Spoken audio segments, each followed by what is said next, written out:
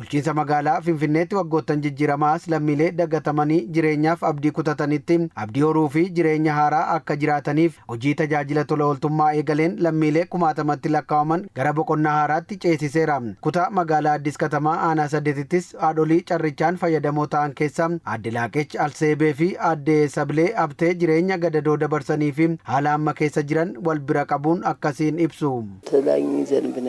Duraan irra keessaan nutti rooba ture. Lolaanis waan seenuuf rakkoo ulfaataa keessa turre. Kunoo rakkina keessa turre keessaa nu baasanii amma hojii tola ooltummaatiin manni keenya nuuf haareeffameera. Ganna bokkaan asii gadi nutti rooba. Keenyan isaas caccabaadha. Ani immoo qaama miidhamtuu waan ta'eef haala rakkisaa keessan ture. Amma garuu hojii tola ooltummaan manni kana fakkaatu nu ijaarameera. Akkuma namoota kanneenii manni isaanii hojii tajaajila tola ooltummaan kan haareeffameef haadholii naannichaa Aadde Biraanee Abbabee fi Aadde Algaanash Siyyuum sosochii hojii tola ooltummaan magaalaan Finfinnee eegalchiisee fi hirmaannaa tola ooltotaatiin manni isaanii haareeffamuu himanii kanaanis rakkina ulfaataa keessaa bahuu dubbachuun waan ta'eef kanaafis qooda fudhattoota hundaa galateeffataniiru. Osoo homaa tokko nun dhamaasin mana keenya nuuf ijaaranii itti galle ijoolleen koos daandii irratti nafne waanan jedhuun qabu. Waaqayyo isaan eebbisu. Rakkoo akkasii keessaa bahee as ga'uu koof Waaqayyo haa galatoomu. Warra hojii tola ooltummaan mana koo kanaaf naa ijaaraniif galateeffachuun barbaada. Umrii naaf haa dheeratan. Dargaggoonni aanichaa waggoottan darban hojii tajaajila tola ooltummaa garaagaraa irratti hirmaachuun deeggarsa namoomaa taasisaa turan hojichi boqonnaa sammuu kan namaa kennu ta'uu dubbachuun hojii tajaajila tola ooltummaa gannaa kanaafis qophii ta'uu himaniiru. Harmee boosu tokkoo fi harmee bokkaan toroobu tokkoof mana ijaarte haaressite. Mana haaraa keessa gaafa galanii boqonnaa sammuudha. Namni tokko gammachiistee namni tokko rakkina san keessaa baastee humna kee baasii kee san keessaa baastee gizeetti agarsiistu dargaggeessis kana baruu qaba jecha. Kutaa magaalaa Addis Katamaatti itti gaafatamaan waajjira qindeessaa hirmaannaa uummataa fi hojii tajaajila tola ooltummaa aanaa 8 obbo Kidaana Maariyaam Tsaggaa'ee akka aanichaatti manneen 46 guutummaan guutuutti haaressuun lammiilee harka qalleeyyiif maaddii qooduu fi hojiilee tajaajila tola ooltummaa garaagaraa hojjechuuf karoorfamee hojiitti galamuu kaasaniiru.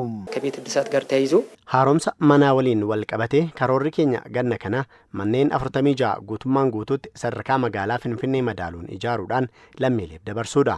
Kanaan cinattis lammiilee humna hin qabne 3,500 oliif maaddii ni qoonnaa jennee karoorfanneerra. Akkasumas dargaggoota tola ooltota qindeessuun dhiiga yuunitii 600 ol akka arjooman taasisuuf hojjechaa jirra. Hawaasa kutaa magaalichaa fi abbootii qabeenyaa qindeessuun guyyoota 90 kana keessatti hojii tajaajila tola ooltummaatiin hojiilee adda addaa hojjechuuf hojiitti seenuu kan himan ammoo hojii raawwachiisaa olaanaa kutaa magaalaa Addis Katamaa obbo Taarraqeny Warqineeti. ወጣቶችን እና ነዋሪዎችን በማደራጀት dargaggootaa fi jiraattota gurmeessuun karoora guyyoota 90 kana irratti lammiileen 24,000 dhiiga akka arjooman ni taasifama. Haaluma wal fakkaatuun haaromsi manaas aanota hunda keessatti manneen 260 ta'an karaa sadarkaa isaa eegamee fi miidhagina magaalaa Finfinnee madaaluun guutumaan guutuutti ni haareffamu. Gama biraan jiraattota 22,000 ta'aniif hojii maaddii qooduu ni hojjenna. Kana qofa osoo hin taane hojii keenya tola ooltummaatiin sagantaa ashaaraa magariisaa irrattis xiyyeeffannoon kan hojjennu ta'a. Obbo Taarraqeny itti dabaluun hojii tajaajila tola ooltummaa ganna kanaan hojiilee kutaa magaalichaa hojjechuuf karoorfate irratti hawaasni kutaa magaalichaa dammaqinaan akka hirmaatan waamicha taasisaniiru. እስከዛሬ በሰራነው የህብረተሰብ ተሳትፎና የበጎ ፍቃድ ስራ ላይ hanga har'aatti hojii tola ooltummaa hirmaannaa uummataatiin hojjenne keessatti dargaggoonni dhiiga arjoomuun humnaa fi beekumsa isaanii gumaachuun abbootiin qabeenyaas birrii isaaniitiin meeshaalee garaagaraa dhiyeessuun hojiin hojjetame baay'ee guddaadha. Ammas hirmaannaan kun cimeetti fufuu qaba. Hojiin kun hojii nama baraaruuti. Hojii kanaafis hojimaanni diriirfamee waan jiruuf karaa hojimaata badaa irraa bilisa ta'een jiraattonnis ta'e abbootiin qabeenyaa akkasumas dargaggoonni anis akka itti gaafatamaa hojii mootummaa tokkootti wal gargaaruun tumsaan hojii gaarii kana haa hojjennu kan jedhu waamicha koo dhiyeessuun barbaada.